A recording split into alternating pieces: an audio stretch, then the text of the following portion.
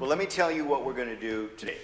We have constructed a mini election, but Harry Hersey, as you have served as a technical advisor of how to do this, we're going to ask you to remain outside.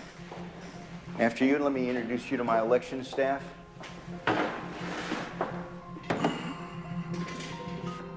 To ensure that we've not prepared some sort of a device that has been pre-rigged, pick the number, and then we'll grab that unit, and that will be the device that we will count the ballots on.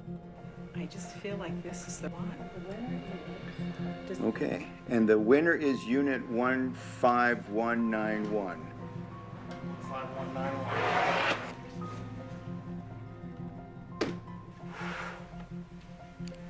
What we have here is a programmed optical scan ballot. There is only one question on this ballot. Can the votes on the Deibold system be hacked using the memory card? I have only touched the memory card, not the other parts of the Deibold election system, which is going to be used today.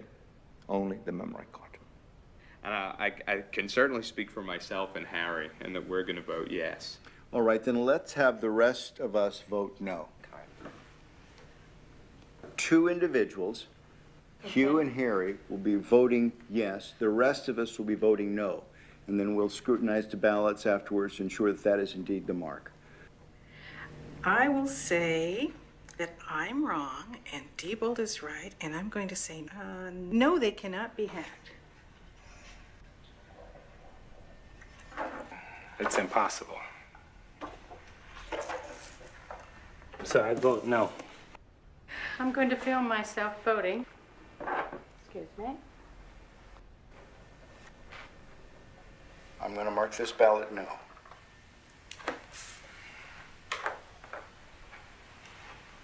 Dr. Thompson?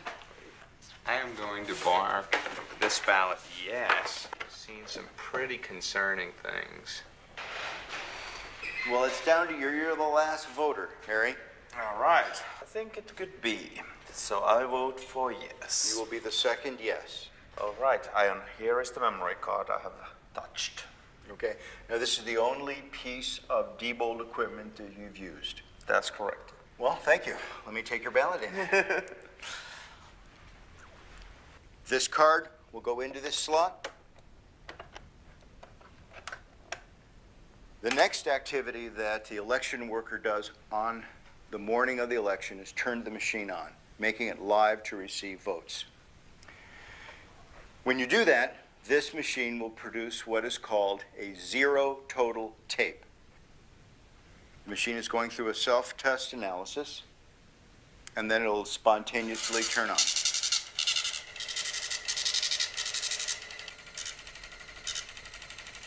This is Harry's card that is telling us that there are 0 votes stored in the memory. Okay, let me get the ballots. Let's insert a yes ballot.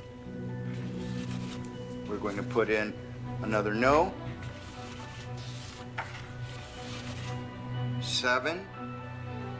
And the last no ballot, 8. Placing the ender card in this device and telling it to turn off its counting function and do its reporting function will now cause the voting machine to print out a tape reading the number of votes that it had just read.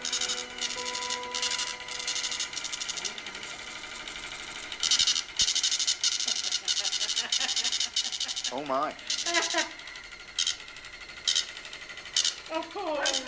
Oh, no. What is it? What is it? 7 yes, 1 no. Oh, my God. Oh, my gosh. Let me see. Here's the tape. 7 people said it could be hacked. And we put through 6 and 2. 6 no no's and 2 2 yeses. yes. Oh, my gosh. Do you know what this means? How do we know that Harry didn't just change the report and the votes themselves on the memory card are still correct? If that was the case, when they go into GEMS, the results would be different, isn't that right? I mean, the only way to know that is to read them into GEMS and to check the vote totals. See what GEMS says. So should we do that? I think we should, because I want to confirm for my own analysis Is this just a superficial? Right, that's a good In other words, question. Did we just change the words on this paper?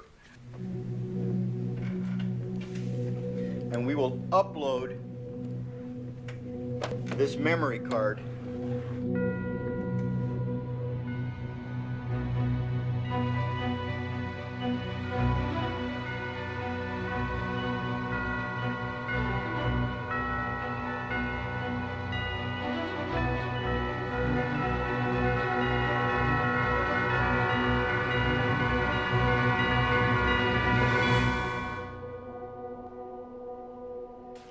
if I had not seen what was behind this, I'd have no reason not to. I would have certified this election as a true and accurate result of a vote.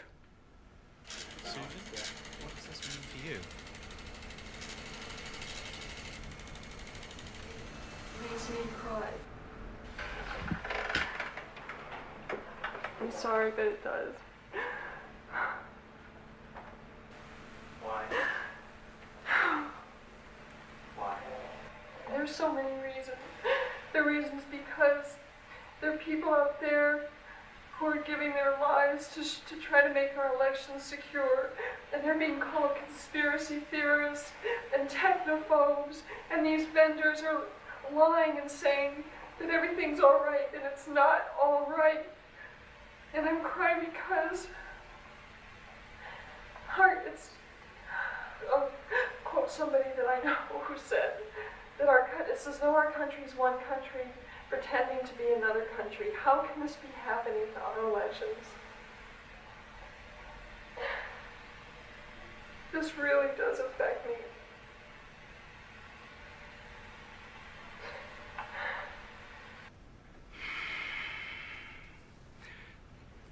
I don't know exactly how to describe what I saw here.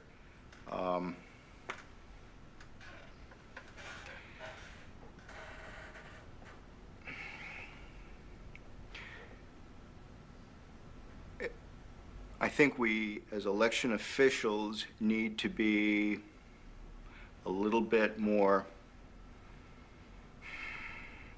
demanding from the vendors as to the technical specifications of this equipment.